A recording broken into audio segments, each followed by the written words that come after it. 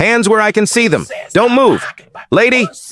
The command sliced through the evening air like a gunshot. Sergeant Daniel Reyes stood behind his Dodge Charger, red and blue lights flashing across the quiet street of Oak Ridge Boulevard. His right hand hovered near his holster, eyes narrowing at the black Tesla that had just pulled over to the curb. Inside sat Dr. Aisha Carter, calm, professional, and unaware that this stop would ignite a federal reckoning. Reyes stepped closer, boots crunching on the asphalt, license and registration. He barked. "What's a woman like you doing in a car like this? In a neighborhood like that?" His tone wasn't about procedure, it was accusation wrapped in authority.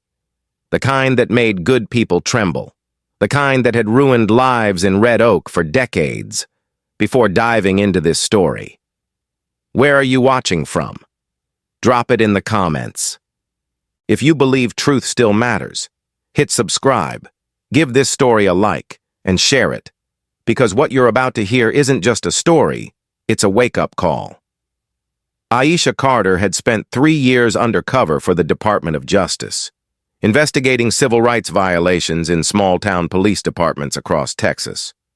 She was brilliant, composed, and had learned long ago to recognize danger in polite conversation. That evening, as the sun dipped below the oak trees, she had just left a private meeting with FBI Dallas. The plan was simple: drive home quietly, review the final report, and prepare for the federal warrant to drop in 2 weeks. But fate had other plans, wearing a badge and a smirk. Reyes had been patrolling Oak Ridge Boulevard since his rookie years, a stretch lined with mansions, golf course views, and gated communities that still whispered about who did and didn't belong. He noticed the Tesla before he noticed the driver, and that was enough. He saw the license plate registered to Oak Ridge Estates, a neighborhood he believed was reserved for his kind. He hit the siren without a second thought, when Aisha rolled down her window. Her tone was calm. "Good evening. Officer." "Was I speeding?" Reyes bent slightly, squinting at her face as if it offended him. Tail lights dim. "Step out of the vehicle, sir," she said evenly. "I don't consent to a search. My car is—" "Step out." His voice rose like thunder. She sighed quietly, unlocked the door, and stepped into the last warm light of the day. She wore a navy blouse, DOJ badge tucked away beneath it, her posture straight but not defiant. "Where do you live, ma'am?" Reyes asked, circling the Tesla like a vulture. "Oak Ridge Estates." He chuckled, shaking his head. "Really? That's funny. Folks there usually don't drive themselves." Aisha looked him straight in the eye. "I prefer to—" That answer, polite as it was, seemed to push him over the edge. Reyes yanked the door open, rummaged through her glove box without permission, then glanced at the trunk. "Pop it open." "No, sir. You don't have probable cause." Reyes's jaw tightened. "Lady, I can smell alcohol from here. Don't play games with me. She didn't drink. Never had. You're mistaken. Turn around." Before she could respond, he grabbed her wrist, twisted it behind her back, and slammed her against the hood. The metallic thud echoed through the quiet street. She didn't cry out. She just closed her eyes and breathed deeply. Reyes cuffed her wrists tight and muttered, "Resisting arrest. Possible possession. Maybe assaulting an officer if you keep talking." Inside the Tesla's glove compartment was a small steel case, a DOJ-issued field kit and encrypted tablet marked with her initials. To Reyes, it was suspicious equipment. To Aisha, it was her entire investigation. 3 years of secret files documenting 32 civilian complaints, 11 sworn lies, and 1 police sergeant named Daniel Reyes. As he shoved her toward the patrol car, the streetlights flickered on. Across town, in a second-story bedroom, Aisha's 14-year-old son, Jaden, was monitoring his prototype security network, an AI system that flagged unusual traffic stops within a 2-mile radius of their home. When the alert popped up, His stomach dropped. Camera feed, license plate match, his mom's Tesla. Without hesitation, Jaden hacked into the nearest traffic cam. What he saw made his hands shake. His mother, handcuffed, forced to the ground while Reyes shouted that she threatened to shoot him. He didn't panic. He saved the video, every second of it. Then he copied it to 3 servers, one in Washington, one in Dallas, one under his bed, back on the street. Aisha sat silent in the back seat of the cruiser. Her palms stung, her cheek pressed against the cage divider. Reyes got on his radio. Dispatch. I've got one female, resisting, suspected DUI and possible narcotics. Her eyes flickered toward the mirror. You're making a mistake. Sergeant, he smirked. You people always say that. Aisha said nothing. She didn't have to. She'd been waiting for this kind of arrogance, for proof that would finally bring down Red Oak's corrupted circle of power. At the station, Reyes strutted in with her file like a trophy. Caught myself a big one.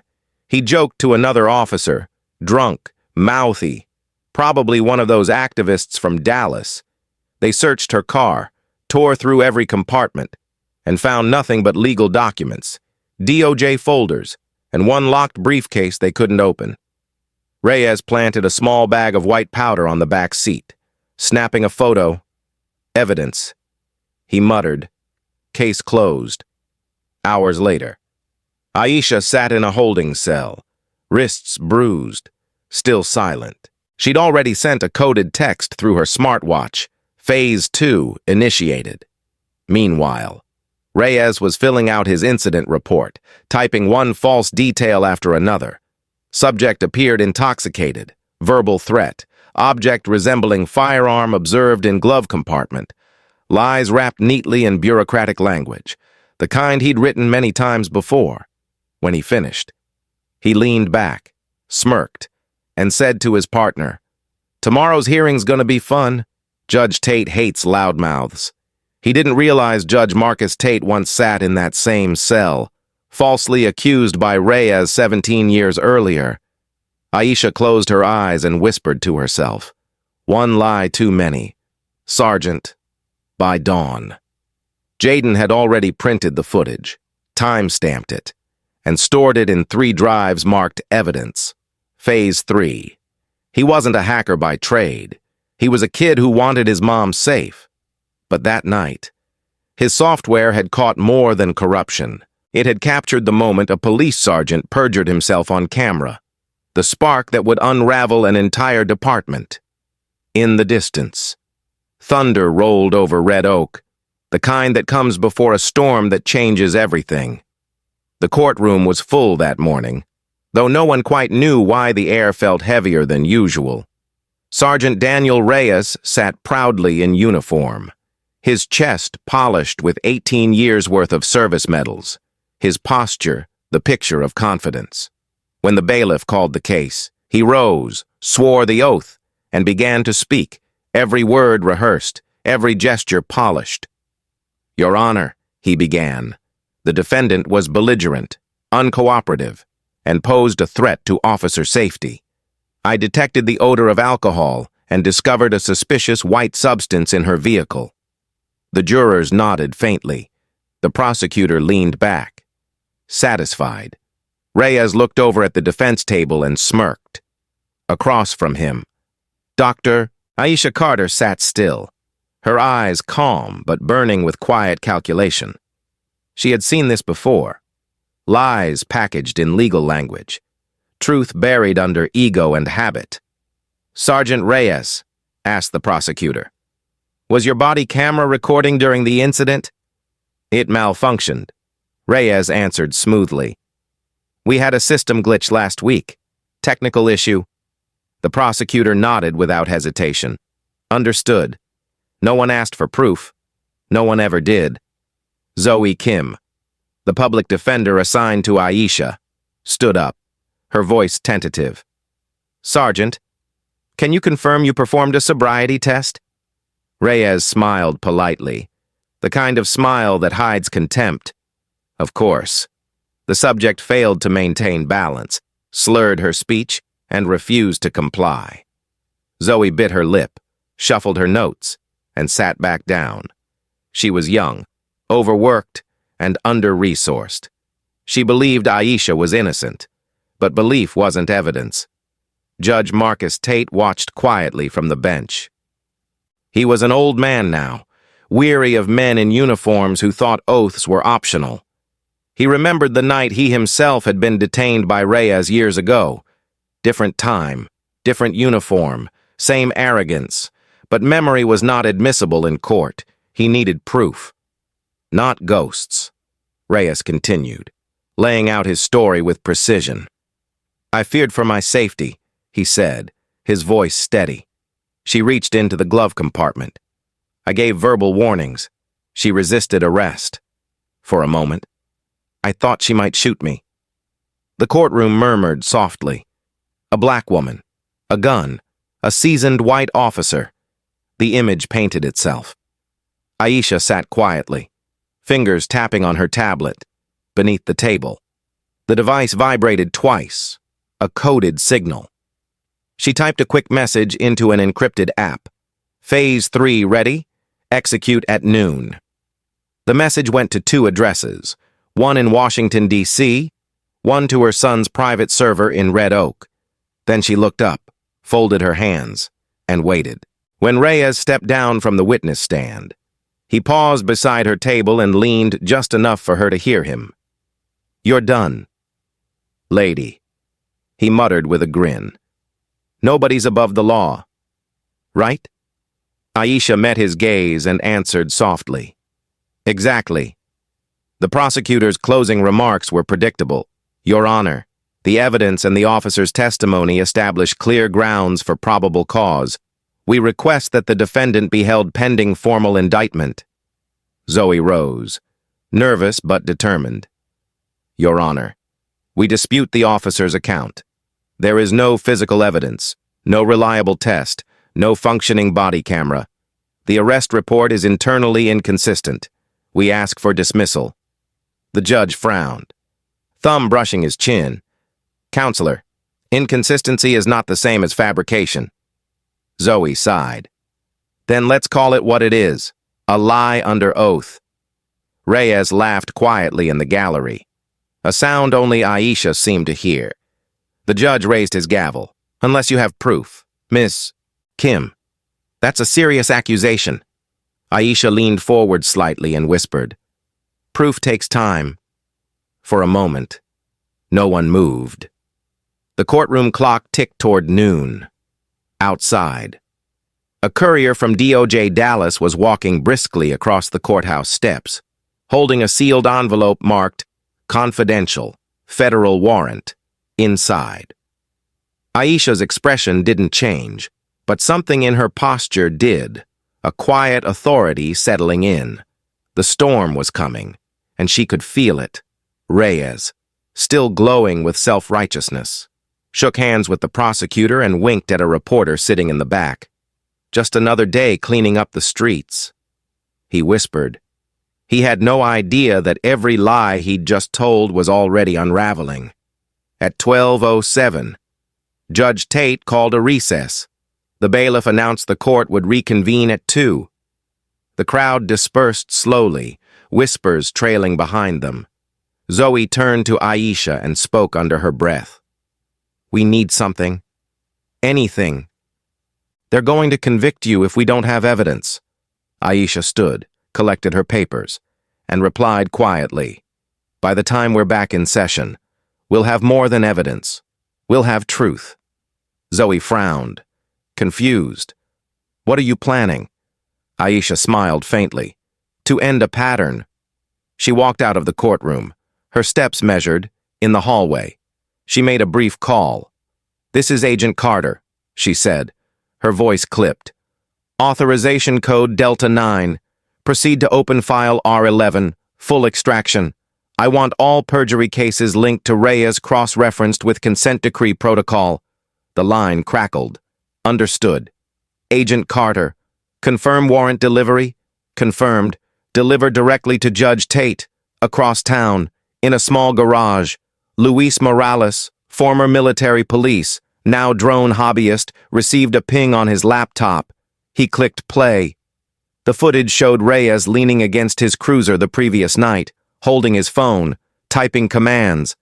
A second later, the words "body cam delete" confirmed appeared across the screen. Luis knew what it meant. He'd worked with Aisha before. Quietly, carefully. He transferred the file to her DOJ drive and whispered, "Got you.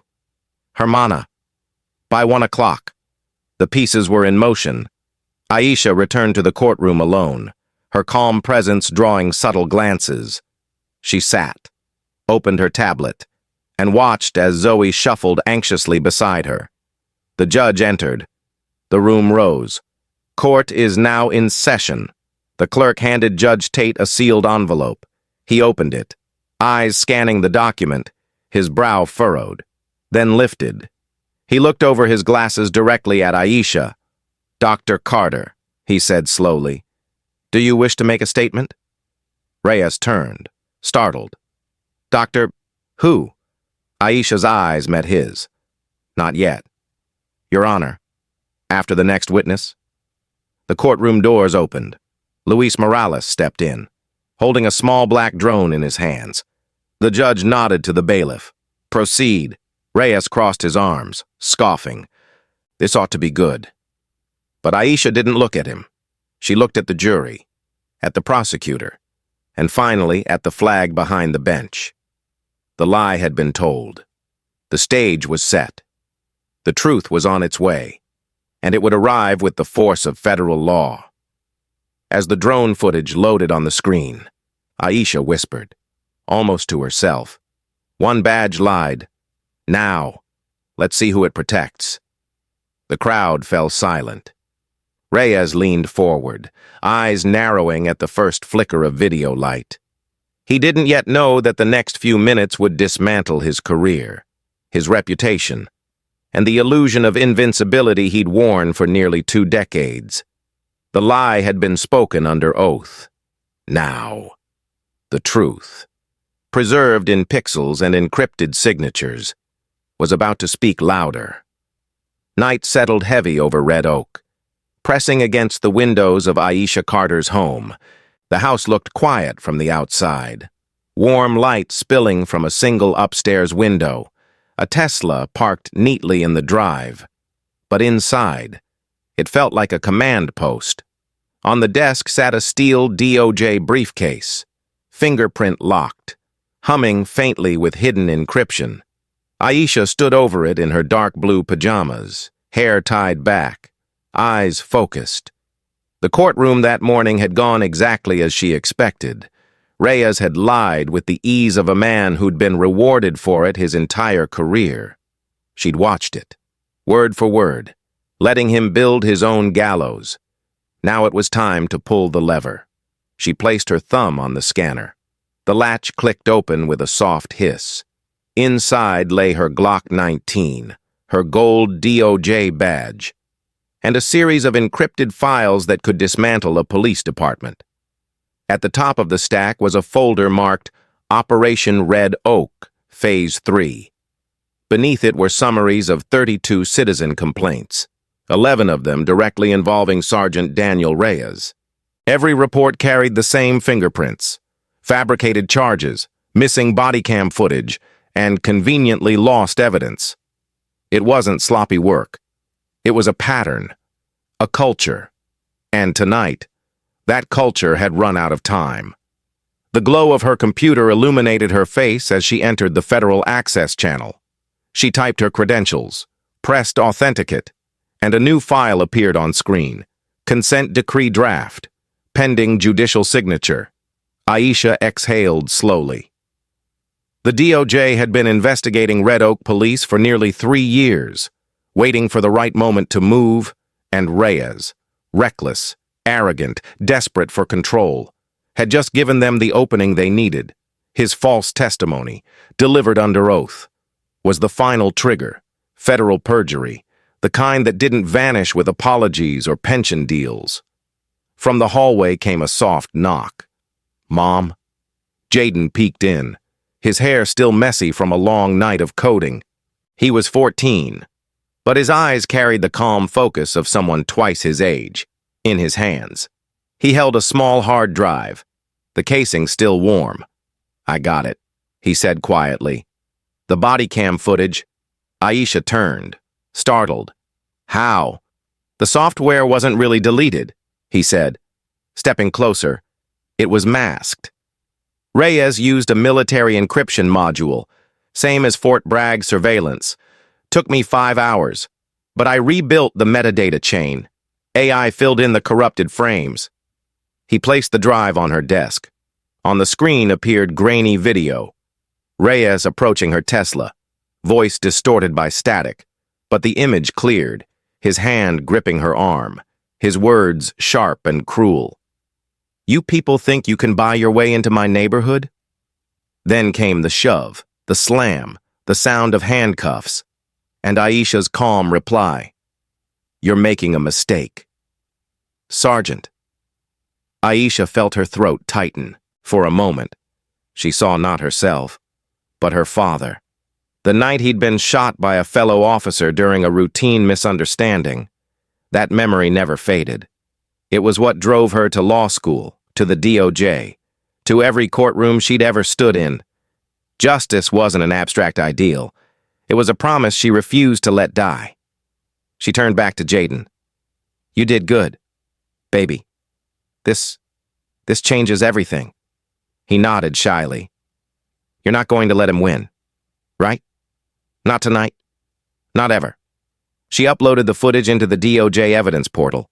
A progress bar crawled slowly across the screen.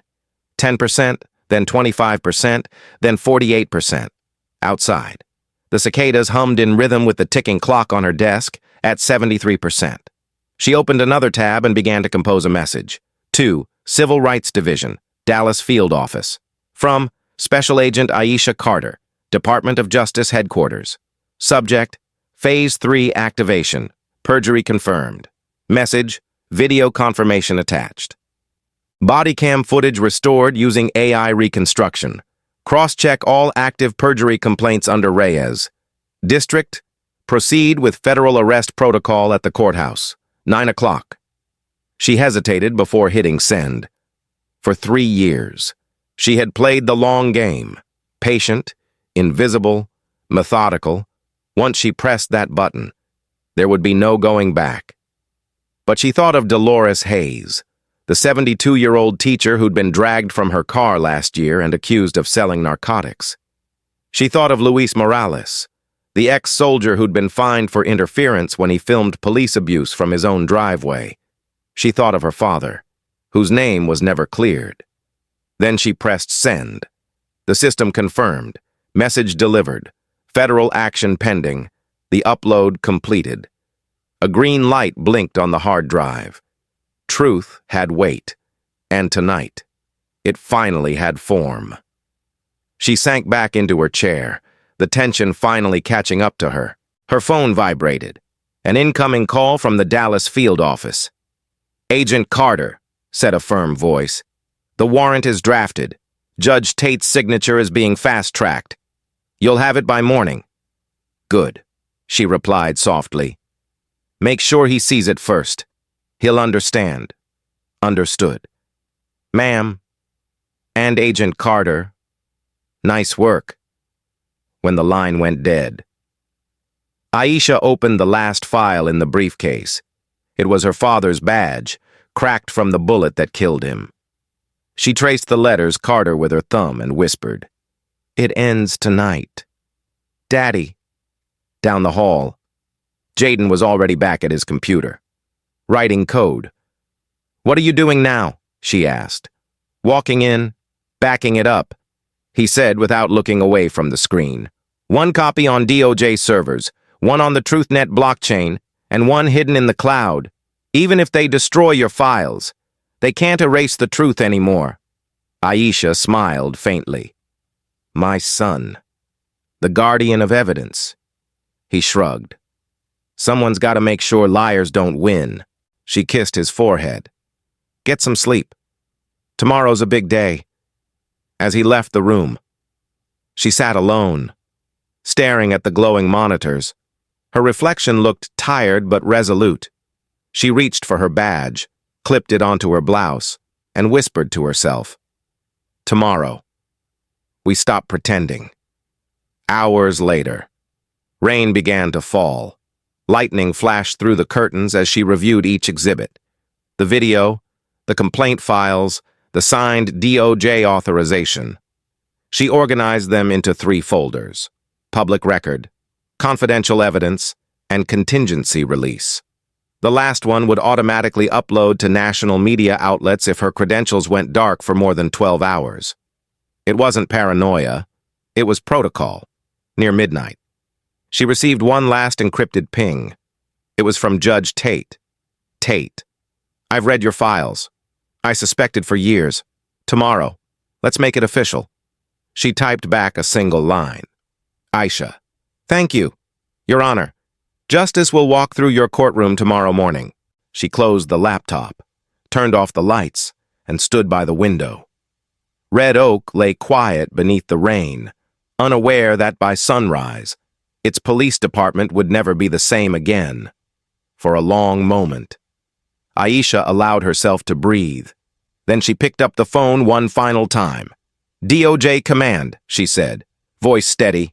"This is Agent Carter, confirming Phase 3, federal warrant signed, perjury verified, civil rights violations confirmed, activate warrant team at 9 o'clock.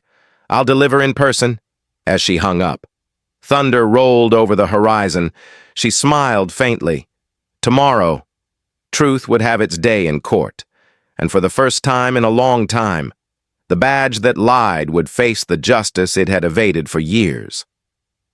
The morning broke clear and hot, sunlight spilling over the limestone steps of the Ellis County Courthouse. Inside, the crowd gathered early.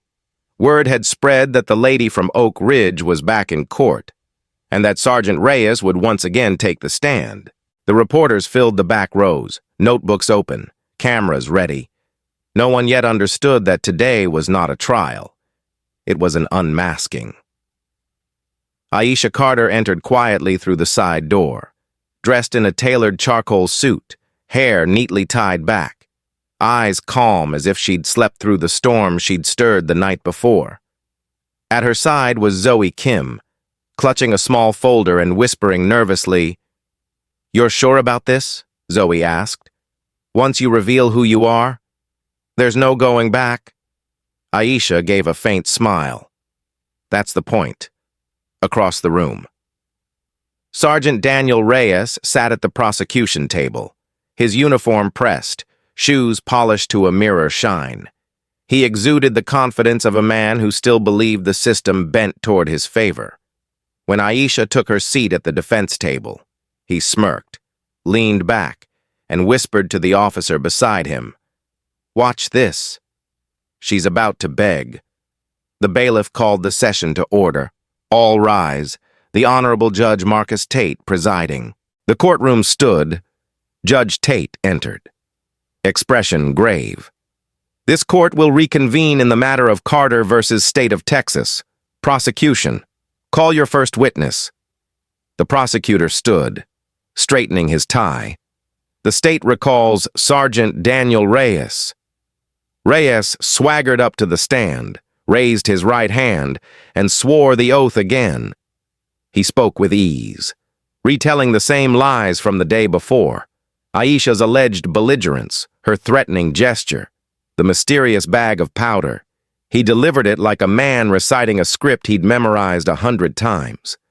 And for a moment, it almost worked.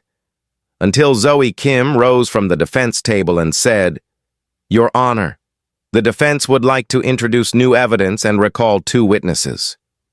Reyes frowned, caught off guard. "What evidence?" "We've already covered." Judge Tate lifted a hand. "Sergeant, you'll have your turn. Proceed." "Ms. Kim." Zoe nodded and gestured toward the back of the courtroom. The doors opened, and a man entered, middle-aged, Hispanic, wearing a gray mechanic's uniform with a patch that read Morales Auto Repair. He carried a black case the size of a shoebox. The murmurs began immediately. "State your name for the record." Zoe said. Luis Morales, he replied.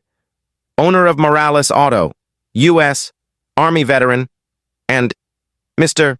Morales. Do you own and operate a drone as part of your security system? Yes, ma'am. I record around my shop and nearby intersections in case of theft. My system stores everything on a private server. Were you operating that drone the night of June 11th? Yes. It picked up something I didn't expect. Zoe turned to the judge. Your Honor, the defense moves to submit Exhibit A, drone footage captured near Oak Ridge Boulevard on the evening of the defendant's arrest. Reyes straightened, his confidence cracking. Objection! Chain of custody is unverified. The judge shook his head. Overruled. Let's see the footage. Luis opened the case, revealing a compact monitor. The lights dimmed slightly. The screen came alive, shaky but clear. There was Reyes, illuminated by his cruiser's headlights, shouting. His words echoed through the courtroom. You people think you can buy your way into my neighborhood? The crowd gasped. Then came the image of Aisha, standing calm beside her Tesla, hands visible, saying quietly, I'm a citizen. Sergeant, please don't touch me. The judge leaned forward, eyes narrowing. Pause the video. He turned toward Reyes. Sergeant, is this your voice? Reyes hesitated. It's distorted. Play it again, Tate ordered. The voice came through crystal clear this time. You people think you can buy your way into my neighborhood? The jury watched, transfixed. The scene played out until the moment Reyes shoved Aisha to the ground. Silence filled the room. Then Zoe spoke softly. Mr. Morales, was this footage altered in any way? No, ma'am. Timestamp and metadata verified. Zoe turned back to the judge. Your Honor, we have more. The doors opened again. A frail woman stepped in, clutching a worn Bible. Name? Zoe asked. Dolores Hayes, she said in a trembling voice. I taught elementary school in Red Oak for 30 years. And do you recognize the man at that table? Her voice steadied. Yes. That's the officer who arrested me last summer. Said I was selling drugs out of my Buick. I was coming home from choir practice. Gasps rippled through the gallery. Zoe nodded. And what happened to that case? Dismissed. Dolores said. After my pastor's security camera showed I never left the church.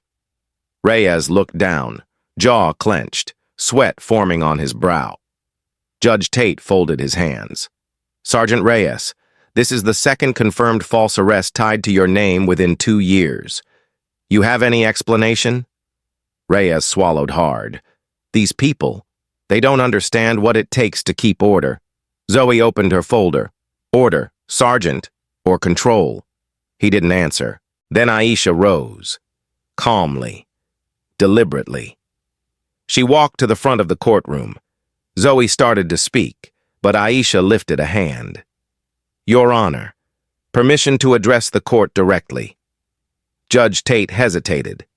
Granted. Aisha reached into her jacket pocket and pulled out a slim leather wallet. She flipped it open, revealing the gold Department of Justice badge. The room froze. The prosecutor's mouth fell open. Reyes blinked as if he'd been struck. My name is Special Agent Dr. Aisha Carter, Civil Rights Division, United States Department of Justice, she said clearly.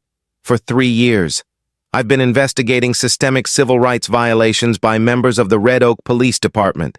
Sergeant Reyes, you've just committed perjury in a federal courtroom. The silence that followed was electric. The reporter in the back dropped his pen. Someone whispered. She's DOJ? Aisha continued, voice steady but resonant. This court has just witnessed proof of falsified evidence, obstruction of justice, and deliberate deception under oath.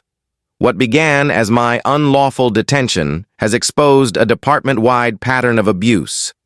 I am hereby submitting to this court a federal arrest warrant signed by Judge Marcus Tate under the Civil Rights Act. Section 242. The bailiff took the envelope she handed over and gave it to the judge. Tate opened it slowly, scanned the signature, and nodded once. Confirmed. Reyes shot to his feet. "You set me up! You! Sit down, Sergeant!" Tate ordered. "I didn't know who she was," Reyes shouted, voice breaking. "She tricked me! This isn't fair!" Aisha looked at him without hatred, only finality. "You didn't need to know who I was. You just needed to tell the truth, for the first time." Reyes seemed small. His hands shook. The officers who once laughed beside him now stared at the floor. The prosecutor sat frozen, pale as chalk. Judge Tate's voice filled the room, slow and deliberate. "By the authority vested in this court, Sergeant Daniel Reyes, you are hereby remanded into federal custody pending charges of perjury, false arrest, civil rights violations, and obstruction of justice." The bailiff approached with handcuffs, as the metallic click echoed through the chamber. The gallery erupted, some in gasps, others in applause. Zoe exhaled in disbelief. Dolores wept softly into her handkerchief. Aisha stood still amid the noise, her eyes never leaving Reyes. "The truth was always there," she said quietly. "You just thought no one was watching." And as he was led away, the flashing cameras caught the moment the liar in uniform bowed his head, not in defiance, but in the weight of everything he'd sworn to uphold and betrayed. The badge had lied, and now, justice had spoken. The courthouse was silent now, emptied of reporters and whispers. But the echoes of what had happened still hung in the air. The confession, the handcuffs, the stunned faces. It all lingered like a storm that hadn't yet passed. Hours after the verdict. Aisha Carter sat at the same defense table, her laptop open, screen glowing with files that could end more careers than Reyes's. On the monitor, a list of names scrolled, officers, supervisors, even a deputy chief, all tied by the same pattern: falsified reports, missing footage, and racial bias written between the lines of official language. Her voice, calm but razor-sharp, filled the empty courtroom as she addressed the federal auditors via video link. "Each of these cases," she said, "was signed off by Sergeant Reyes or one of his direct subordinates. 11 perjury complaints in 3 years, 6 targeting black homeowners in Oak Ridge Estates, 3 linked to illegal property seizures, and 2 where evidence was deliberately erased using military-grade software. We now have proof of collusion between officers and local real estate developers. They profiled, arrested, and intimidated black residents to force property sales at below-market rates." Her tone never wavered. The agents on the other end took notes quickly, some shaking their heads. Behind her, sunlight poured through the tall windows, reflecting off the golden badge clipped to her blazer. She wasn't just the woman who had survived Reyes's lies. She was the investigator who'd spent 3 years building the case that would destroy them. Reyes sat at the defense table across the room, now in an orange jumpsuit, wrists cuffed. His face was pale, eyes hollow, his once smooth confidence gone. He had agreed to testify in exchange for a reduced sentence. But as Aisha began reading aloud his own signed statement, he could barely lift his head. She read steadily, quote, "I falsified reports to protect my team. The department rewarded numbers, not truth. We were told to clean up Oak Ridge, make it safe for investors. I deleted body cam footage using the same program provided by a private contractor named WatchTact Systems." Aisha stopped and looked up. WatchTact is a surveillance vendor under federal investigation for evidence tampering in 3 other states. That link alone is a federal offense. Reyes whispered something, barely audible.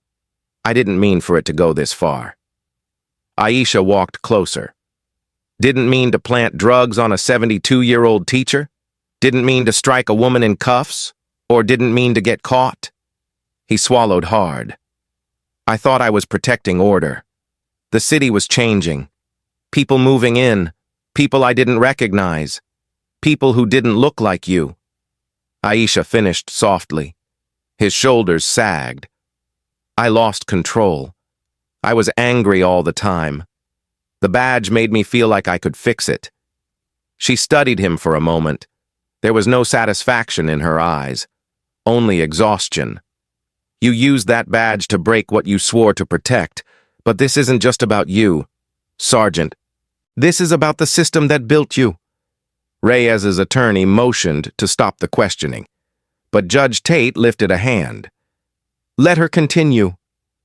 Aisha placed a thick folder on the table. Your Honor, inside are records from the Red Oak Police Internal Affairs Division. Half of Reyes's infractions were flagged but never pursued. You'll see emails between the chief and city attorney dismissing complaints as frivolous. You'll see officers rewarded with promotions after settlements. It's a machine, and Sergeant Reyes was just one of its gears. She turned to the courtroom camera. Knowing the DOJ's Civil Rights Division in D.C. was watching live. This department has operated under color of law, hiding misconduct behind administrative language. I am formally recommending a 10-year consent decree, mandatory federal oversight, new training protocols, and blockchain-locked body cams with AI verification. No evidence deleted, no story rewritten. The judge nodded solemnly. Recommendation entered. As she returned to her seat, Reyes spoke again, voice trembling. You don't know what it's like to wear the badge. You see evil everywhere. You start thinking everyone's lying to you. Aisha looked at him for a long moment. You're right. Sergeant, I don't know what it's like to wear your badge, but I do know what it's like to bury someone because of one. Reyes's eyes lifted, confusion flickering. My father, she said quietly. Officer Carter, killed by a fellow cop who said he feared for his life. Same words you used in your report. The silence was heavy enough to make the air tremble. I joined the DOJ to stop men like that from writing history with lies. She continued. But what I've learned is that lies don't die. They reproduce, generation after generation, until someone cuts the line. Reyes's lips trembled. You think I'm the only one? No, Aisha replied. But you were the one who finally made it visible. From the gallery, Dolores Hayes rose slowly, her voice quivering but strong. Agent Carter, may I speak? The judge nodded. Dolores clutched her Bible against her chest. That man ruined my life, took my name, my reputation. But today, you gave it back. Aisha stood, walked toward her, and took her hand. Ma'am, you gave it back yourself. I just opened the door. Dolores's eyes filled with tears. Then keep it open for the rest of us. By noon, the courtroom filled with murmurs again. This time not of scandal, but of reckoning. Federal marshals escorted Reyes out the side door. His head hung low, the weight of 7 years in Leavenworth pressing down already. Behind him, Judge Tate signed the consent decree as reporters crowded near the steps. Aisha paused at the doorway. No comments today. She said gently, let the truth breathe first. Outside. The Texas sun was blinding. Luis Morales approached with a small USB in hand. Agent Carter, he said, I pulled data from Reyes's deleted cloud storage. You'll want this. She nodded, slipping it into her pocket. Keep your head down. Luis, the storm's not over yet. He smiled faintly. Been through worse. Hermana, that night, as the courthouse emptied. Aisha remained in her office, typing the final report. Each keystroke felt like closure and burden at once. When she reached the last page, she hesitated before writing the conclusion. Justice is not vengeance. It is the restoration of truth by lawful means, no matter how long it takes or how much it costs. She hit save, then send, at home. Jaden was waiting with dinner, microwave pizza and orange soda. How'd it go? Mom? She smiled, sitting beside him. he confessed. The court's under federal supervision now. He grinned. So it's over? Almost, she said softly. Justice is never really over. It just keeps needing people to hold it up. Jaden nodded. Thoughtful. Then I'm going to keep the servers running forever. Aisha laughed gently. You might just have to... In the distance. The courthouse bell rang once, echoing through the quiet streets of Red Oak, for the first time in years. Aisha felt peace, not victory, not triumph, just peace. The system was still cracked, still flawed, but for a moment. Truth had been louder than the badge. She stood, walked to the window, and watched the streetlights flicker. One lie can destroy a life, she whispered, but one truth, just one, can save a generation. 6 months later, the name Red Oak had become shorthand for everything that could go wrong inside a police department, and everything that could finally be set right across Texas. Headlines called it the Federal Reckoning. In the center of it all stood Dr. Aisha Carter, no longer just a DOJ investigator, but a symbol of reform. On the steps of the Department of Justice in Washington, D.C., she received the Attorney General's Medal for Distinguished Service, the highest civilian honor in the agency. Cameras flashed, microphones crowded near, but when she stepped to the podium, she didn't smile. This medal, she said, voice steady, isn't about triumph, it's about consequence, because in Red Oak, truth came too late for too many, and we're here to make sure it never comes late again. The crowd applauded, but her eyes drifted toward the horizon. She wasn't thinking about the medal. She was thinking about the men still wearing badges in small towns across America, where the same story repeated quietly every day. Down in Texas, the fallout was relentless. Sergeant Daniel Reyes, now federal inmate number 67219-104, sat behind concrete walls at Leavenworth. His cell was small, gray, and mercilessly bright at night. His pension, $1.2 million, had been revoked under the new DOJ forfeiture rule. His assets were seized, his home auctioned, his name scrubbed from the department's website. In court, he had pleaded guilty to 7 counts: perjury, falsification of records, obstruction of justice, civil rights violation, unlawful arrest, evidence tampering, and conspiracy. His sentence, 7 years. He would serve every day of it, during intake. He'd been placed in the general population, unusual for a former officer, but deliberate. Federal policy didn't grant protection to those convicted of civil rights abuse within a week. Reyes learned what fear really felt like. He'd tried to end his life once, carving at his wrist with the edge of a soup spoon before guards intervened. The papers wrote about it briefly, calling it an act of remorse. But Aisha knew better. It was guilt colliding with truth, and guilt, unlike a wound, doesn't stop bleeding. Inside Red Oak Police Department, the purge was total. The chief resigned under pressure, followed by 2 captains and the city attorney.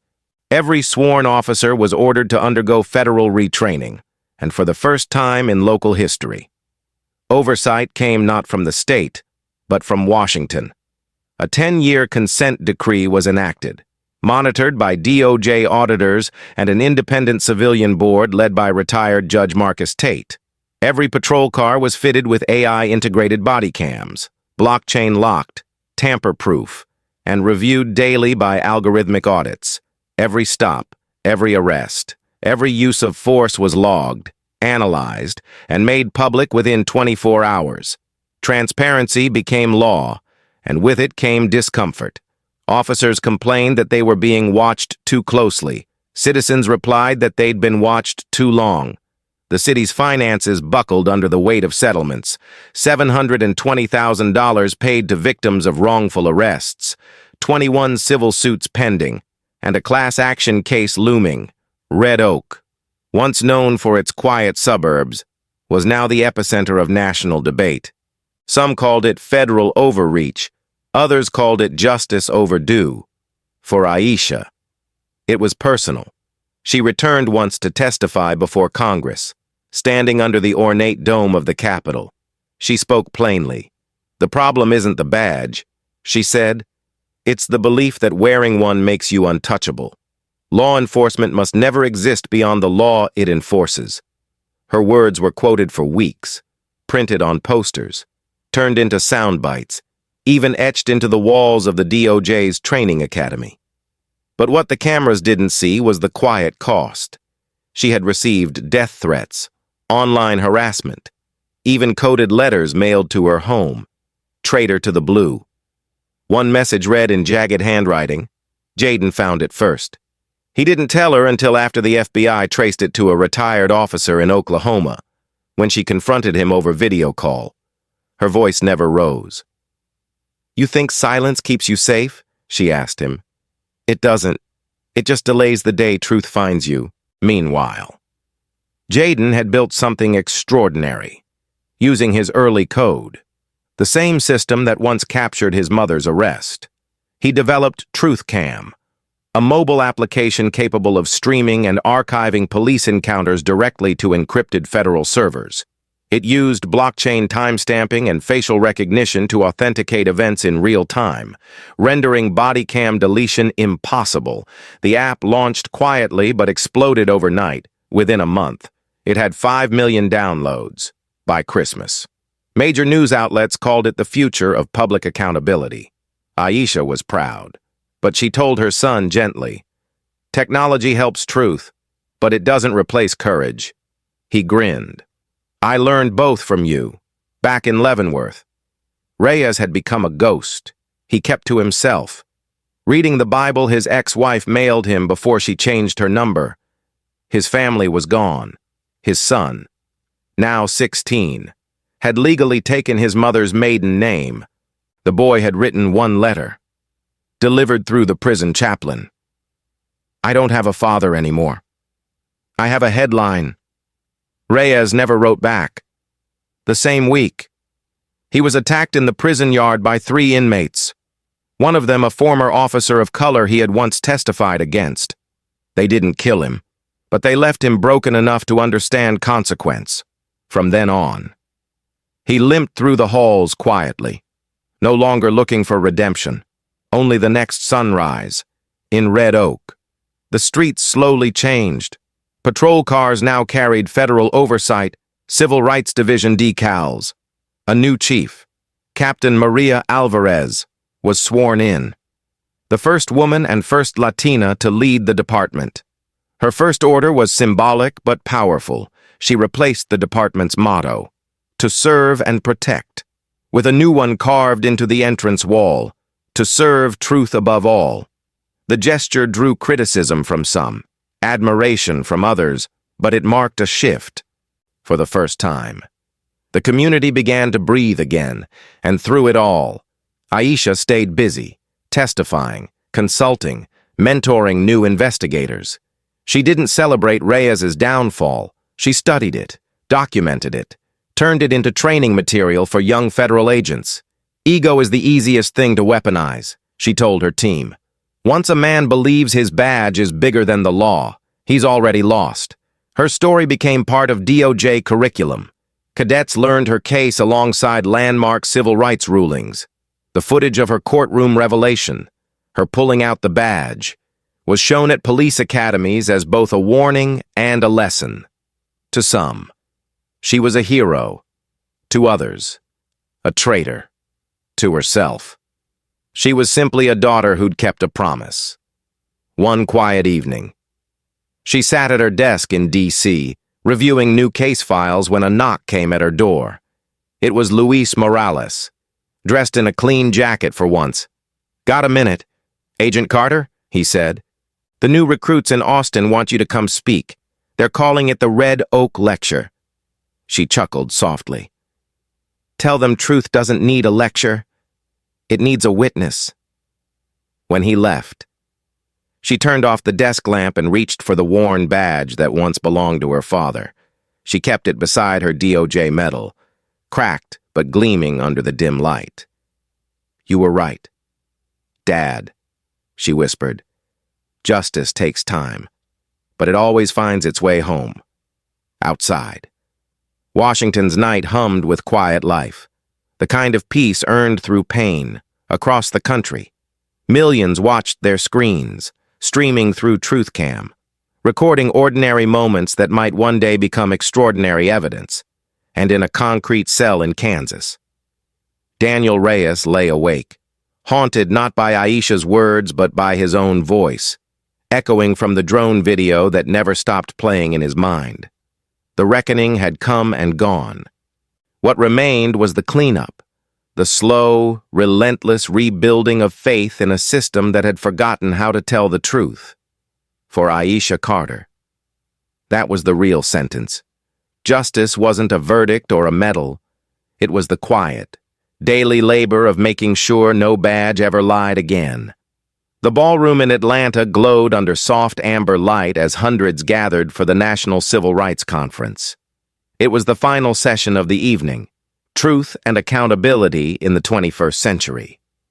And all eyes turned as Dr. Aisha Carter took the stage. She wore a simple black suit, no jewelry except her father's cracked badge pinned beside her DOJ emblem. The crowd rose in applause that lasted nearly a minute, not for celebrity, but for vindication. When the noise settled, she adjusted the microphone and spoke in that calm, deliberate tone that carried more weight than thunder. 6 months ago, she began. A police sergeant in a small Texas town looked at me and said, "People like you don't belong here." What he didn't realize was that people like me built this country, and we're not going anywhere. A quiet murmur of agreement swept through the room. That day, she continued, a lie under oath tried to bury the truth, but the truth doesn't die. It waits, it documents, it records, and eventually, it speaks. Her words paused in the air, measured, intentional. A single badge lied, but the nation listened. And now, every department under federal watch is one step closer to honest policing. She shifted her tone. Softer now. Justice isn't revenge. It's the act of making truth visible, even when it hurts. Because one false report, one forged affidavit, one word spoken in arrogance can destroy a life or an entire community. But when one truth is preserved, it can save a generation. The crowd leaned forward, some wiping tears. "That's why we created TruthCam," she said, nodding toward the side of the stage where Jaden stood, taller now, wearing a dark blazer and nervous pride. "My son believed that if a lie can be recorded, so can the truth. And today, that truth lives in every phone, every cloud server, every witness brave enough to hit record." Cameras flashed as the screen behind her lit up, showing footage from across America, ordinary citizens using the app to document stops, encounters, and moments of accountability. "This isn't about distrust," she said. "It's about documentation, because trust built on silence isn't trust, it's submission." When she finished, the room rose again, this time in reverent silence. The applause came slow, then thunderous. Jaden walked on stage, holding a small silver tablet displaying TruthCam's logo. "Mom," he said quietly, into the mic. "We hit 10 million downloads today." The audience erupted. Aisha smiled, warm, maternal, but weary. "Let's hope we reach a day when no one needs it." Later that evening, away from the cameras, Aisha sat at a round table near the back, sipping water and watching the crowd disperse. Luis Morales approached with a plate of untouched cake. "You did it, Hermana," he said softly. "Red Oak's no longer a curse word. It's a case study." She smiled faintly. "We didn't win," she replied. "We just started over, across the country." The aftershocks of Red Oak continued. DOJ reports revealed over 60 departments under investigation. WatchTact systems had collapsed after its executives were indicted for obstruction and fraud. The federal database named 29 officers nationwide linked to similar software tampering. Each case now reopened. The ripple effect of one courtroom in Texas had redrawn the map of accountability, back in Leavenworth. Daniel Reyes sat on the edge of his cot, thin and gray, staring at a letter trembling in his hands. It was from his son, the first and last he'd ever receive. The boy's handwriting was steady. "I don't hate you, but I can't carry your name. I hope you find peace before I do." Reyes folded it carefully, placed it beneath his pillow, and whispered, "I hope so too." The guard found him there the next morning, still breathing, still broken, but quieter than he'd ever been. In Texas. Red Oak's new police headquarters stood under a different name, the Aisha Carter Justice Center. Inside, a mural stretched across the entrance, citizens of every color, hand in hand, beneath the words, "Truth has no badge." The city's crime rate had dropped 20% since the reforms began. Schools added new civil rights modules, and the local paper ran a monthly section called the Accountability Ledger. Change was slow, messy, imperfect, but it was real. On the anniversary of her father's death, Aisha and Jaden returned to Montgomery, Alabama, where his name was etched on a granite wall at the law enforcement memorial. She placed a single white rose beside it. "You were right," she whispered. "Justice isn't about punishment, it's about protection." Jaden stood beside her, eyes tracing the engraved names. "Do you think it ever ends?" he asked quietly. "The fighting, the proving." She looked at him, voice soft but sure. "No, baby. Justice isn't a finish line. It's a relay. You run your part. Then you pass the truth to someone else." They walked together to the reflecting pool nearby, the sun low behind them. For a moment, the world was still. Across the water, a group of students gathered, each wearing a badge-shaped sticker printed with the words, "I choose truth." Aisha smiled, her reflection shimmering on the surface beside her father's name. That night, back in her hotel room, she opened her laptop and reread a letter she'd received earlier from Dolores Hayes. The handwriting was neat, careful. "Agent Carter, I baked your favorite cookies again. I still live in the same house, but for the first time, I sleep with my windows open. Thank you for that." Aisha folded the letter, eyes glistening. "No, Dolores," she whispered. "Thank you for believing the truth still mattered." Before turning off the light, she glanced at her phone. On the screen, TruthCam's homepage displayed the tagline Jaden had added earlier that day. "Justice is not a destination, it's a daily upload." She smiled, closed her eyes, and whispered the same words she had spoken at her father's grave. "Justice isn't a weapon, it's a promise kept outside." The city lights of Atlanta shimmered like stars. Somewhere in Red Oak, a new officer pinned on her badge under the motto, "To serve truth above all," and across the nation. Millions of phones waited quietly in pockets and purses, ready to bear witness if a lie ever dared rise again. For Dr. Aisha Carter. The story was never about revenge, it was about legacy, because in the end, justice didn't begin in the courtroom.